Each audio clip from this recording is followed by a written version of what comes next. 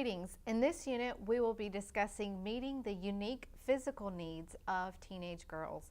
Well, the important thing to remember where it comes to teenage girls is that everything is changing, and this is completely normal.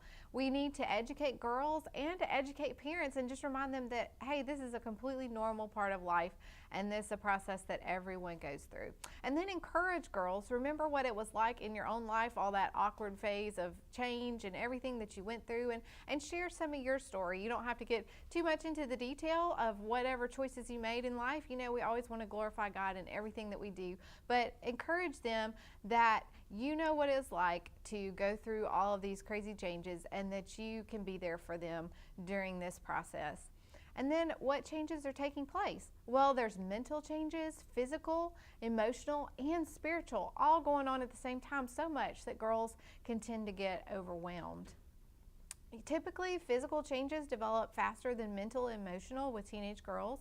As I mentioned in a previous unit, girls are experiencing earlier maturation, and their abstract thinking is still developing.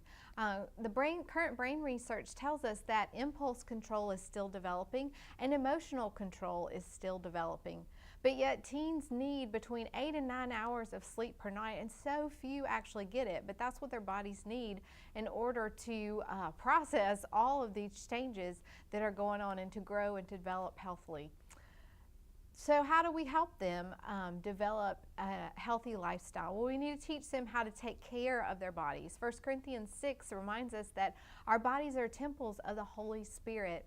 We need to teach them about healthy eating habits, not just focusing on a certain diet or counting calories or anything like that, but drinking plenty of fluids, having balanced eating habits, not just eating pizza for breakfast every day or skipping meals, but having healthy physical activity as well, just an overall healthy lifestyle.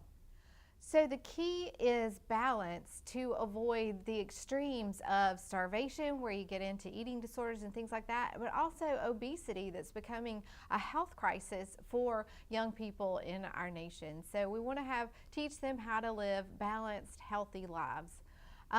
Well, what is body image and why does that matter? As I mentioned before, girls are concerned with appearance. Well, body image is your self-perception about your attitudes, thoughts, feelings, and beliefs about your body.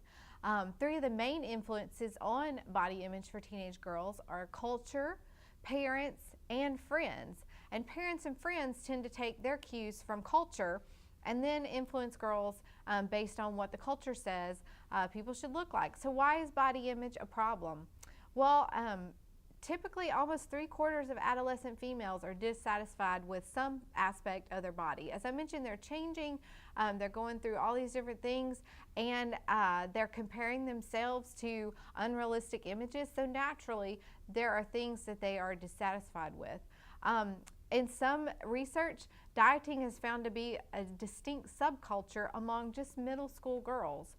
Girls tend to fixate on specific body features to cope with the overwhelming changes that they're experiencing in adolescence. Research tells us that body dissatisfaction increases when they perceive pressure from the media, from family, and from their friends. And as I mentioned, family and friends tend to take their cues from culture, but the problem is the cultural ideal is not the reality. What are some things that negative body image can lead to? Well, one is low self-esteem, low self-confidence, and emotional problems. In addition to, as I mentioned before, eating disorders, they can cause a problem.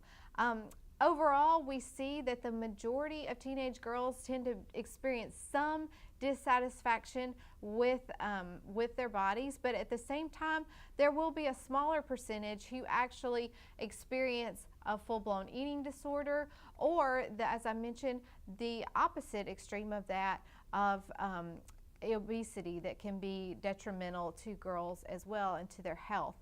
So what can you do to help when you see these situations where you feel like there's a little bit more going on than just general dissatisfaction? You need to help them get help.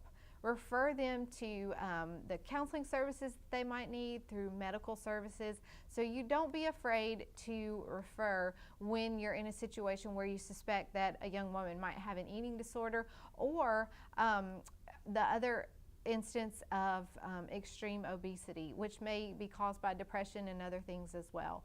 And then there's other physical injuries that you may notice the girls might be involved in, some being self-mutilation and substance abuse. All of these can often be used as an escape, again, to deal with either the overwhelming changes of adolescence or just in general, some of the difficulties they may be experiencing at home, whatever traumatic events or difficulties might be going on in their lives. It's important we take preventive measures. That's one of the great things about girls ministry, that we can teach girls how to love the bodies that God has given them, how to follow God, how to accept His love and know that He loves them unconditionally, because that's what they desperately need, is to know God and to know His love. So we can take preventive measures to teach them. We can teach them the truth versus the lies that our culture teaches them, and we can teach them healthy living habits as well, so that they know how to live for the glory of God.